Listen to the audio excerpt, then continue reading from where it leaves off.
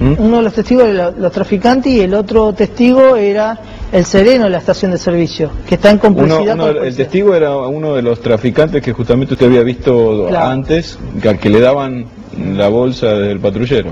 Y el otro traficante que no quería figurar bajo ningún punto de vista porque como era hijo de un dirigente político, yo hasta ese entonces desconocía por qué esta persona no lo volcaban como testigo a favor de ellos. Una vez en libertad me entero que esta persona era hijo de Gustavo Palito Ramírez, un dirigente político, brazo derecho de Villordo y de Aníbal Fernández. Sí. Ahora, en ningún momento, como usted nos cuenta esta historia, nadie se hizo eco, hasta incluso dentro de la propia fuerza a la cual usted pertenecía, como para aclarar la situación, o tanto pesaba justamente lo que usted estaba denunciando. Bueno, indudablemente sí, debe haber pesado mucho por cómo terminó. Bueno, yo para mis superiores siempre era una persona que molestaba por las cosas que yo hacía, ¿no? Yo era totalmente legal y hacía todo que esté dentro del marco de la ley, y no me importaba de quién se trataba, si era el señor Macri, si era el hijo del presidente o si era el hijo de un senador o un diputado. Yo hacía lo que correspondía, porque el artículo 16 de la Constitución Nacional reza de que somos todos iguales ante la ley. Entonces, acá hacerle la boleta al hijo de un verdulero porque circula en la moto sin el casco, a él sí y al hijo del presidente no. ¿Por qué? Si es el mismo hecho. La igualdad no, entonces la ley es igual. Ahora, ¿cómo fue que también, como planteaba en un comienzo del programa, han atentado contra su vida en 2 oportunidades? ¿Y cómo es que justamente termina convirtiéndose en testigo del caso Bové? Bueno, a raíz de que, yo mi libertad la recupero por medio de la prensa. Yo a la prensa le debo mucho. A partir de hacer público justamente esta situación. El caso mío lo investiga la desaparecida revista TXT, que fueron ellos los que investigaron el caso mío y un sinnúmero de casos más que muy buen artículo, de acá también hacemos mención, de Rajendorfer, un colega que justamente publicó en la revista TXT.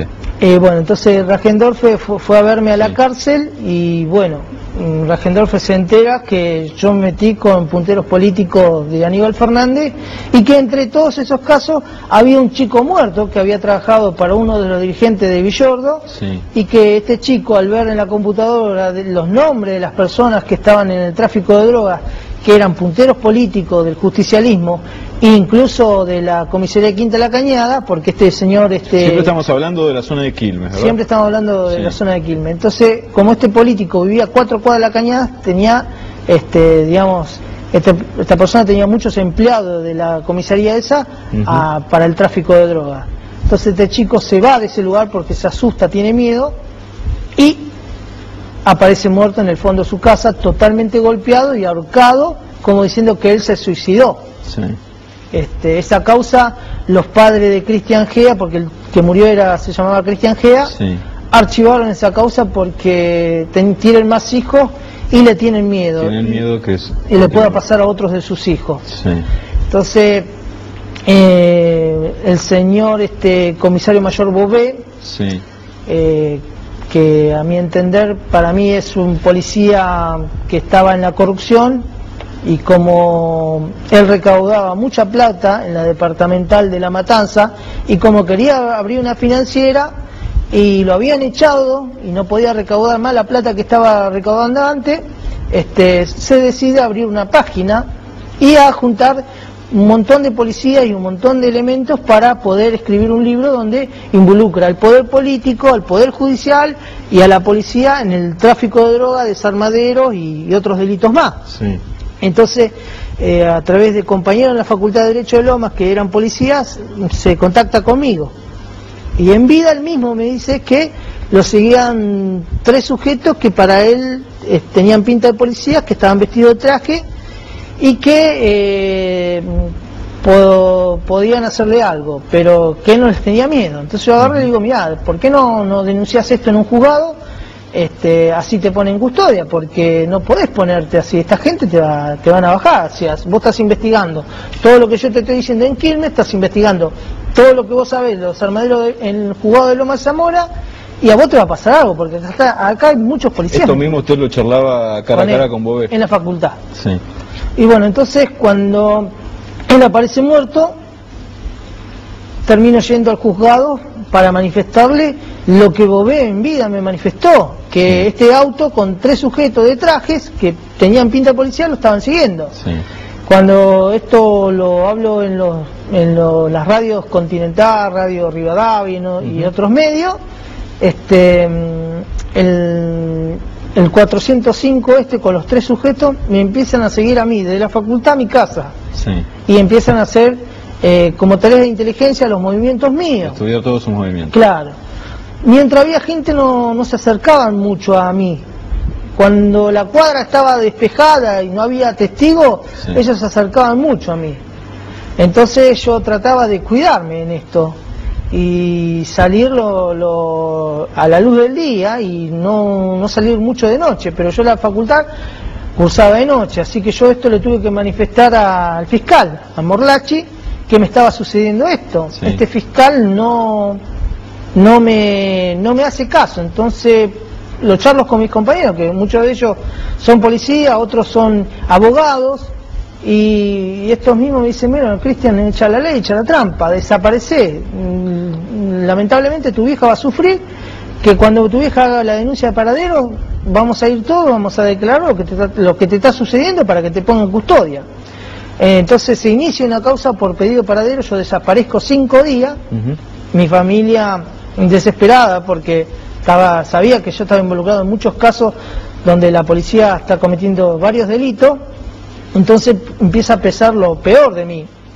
Eso era lo que lo unía con el caso Bové. Con el caso Bové, y como decía, usted había atentado contra su vida, tanto en el 2005 como en el 2007. Casualmente 3 días después de que también atentaran contra la vida de Morlacci, a quien usted mencionaba, al fiscal, en la puerta de su casa. Claro, Morlacci había detenido a la banda de paraguayos, sí, y a la concubina de Bové, sí, que eran perejiles, sí, o sea, no tenían nada que ver con la muerte de Bové.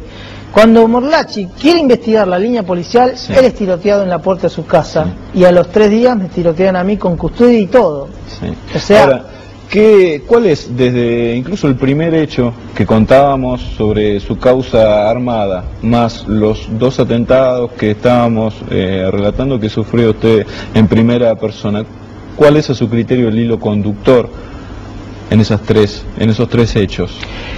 Es lo mismo que lo de Bové y lo, sí, de todo, o sea, el tráfico de droga, sí, y el negocio que era en la época de Duhalde de gobernador con el tema de los desarmaderos de autos. Sí.